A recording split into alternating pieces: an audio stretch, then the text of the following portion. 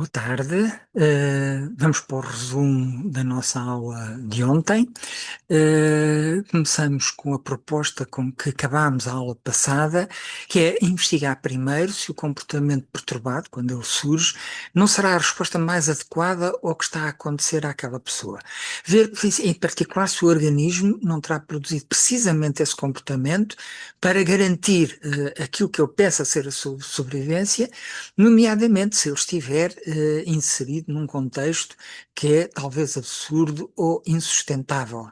Demos exemplos disso na aula passada.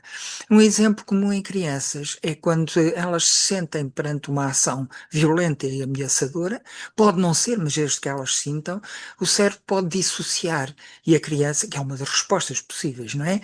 A criança pode parecer insensível e dura, ou então pode responder com uma violência louca.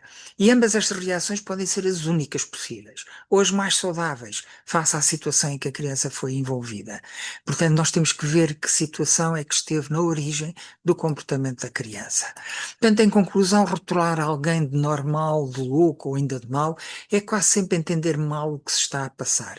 Como se vê com o exemplo que eu dei da investigação de David Rosenham, dos psiquiatras que diagnosticavam mal as pessoas sãs e diagnosticavam mal também as pessoas doentes. Porque rotular, portanto, não é útil para resolver o problema e pode até ser mesmo prejudicial, pode nos levar a fazer coisas que vão piorar a situação.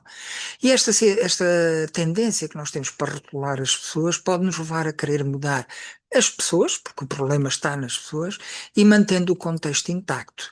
Ora, isso pode levar muitas vezes a obter efeitos que são desapontadores. Por exemplo, nunca se conseguir curar a pessoa que tem o problema. E porquê é que isto pode acontecer? Porque se não se muda o que causa o comportamento, ou só se mudam as causas internas, o comportamento provavelmente vai repetir-se. Não esquecer que o que está habitualmente por trás de cada um dos nossos comportamentos. O estímulo, não é?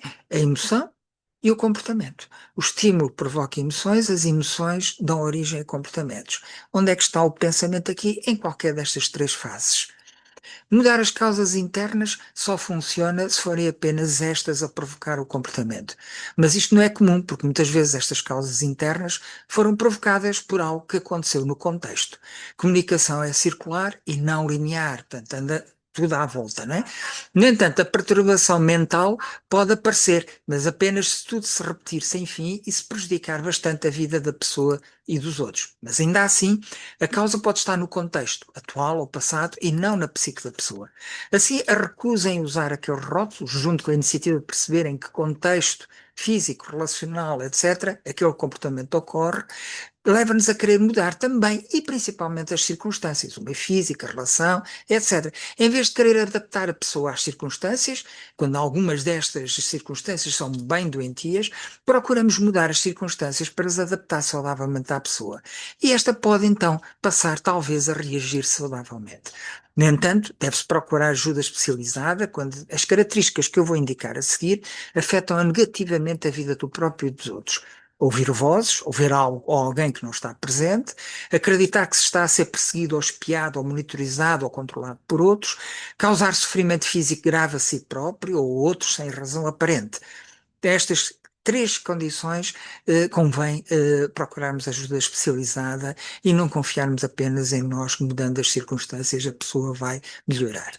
Tudo o que acontece na vida social, em suma, tem por base as relações entre pessoas e os contextos. Por isso é que esta teoria que eu tenho vindo a partilhar convosco estuda as relações e não estuda apenas indivíduos e qualidades isoladas.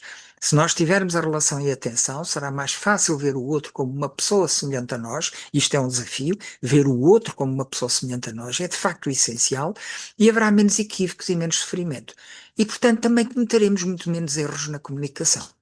Obrigado pela vossa atenção, um bom resto de semana. Para a semana teremos a Lídia Jorge e espero que tudo fique bem convosco. Até lá